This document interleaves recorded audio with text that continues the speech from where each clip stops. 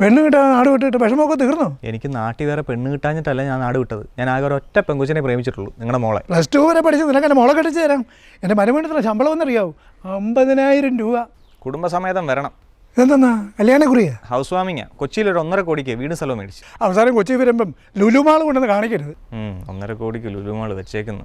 ഇത് ഞാൻ അധ്വാനിച്ച് ജോലി ചെയ്തുണ്ടാക്കിയ പൈസയാ. പിന്നെ +2 വരെ മാത്രം പഠിച്ച നിനക്ക് എവിടെ നിന്ന് ഇത്ര വലിയ ജോലി? ഞാനേ ട്രാൻസോഴ്സിൽ ജോയിൻ ചെയ്തായിരുന്നു. ട്രാൻസോഴ്സോ?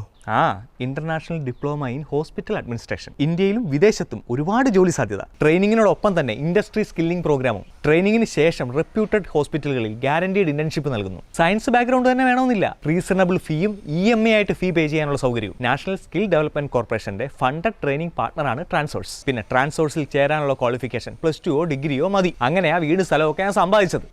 ഞാൻ എൻ്റെ ഇളയ മോളെയും കൊണ്ട് കൊച്ചിക്ക് അങ്ങ് വരാം. കൊച്ചി കൊണ്ടുപോയി ലുലുമാൾ കാണിക്കും.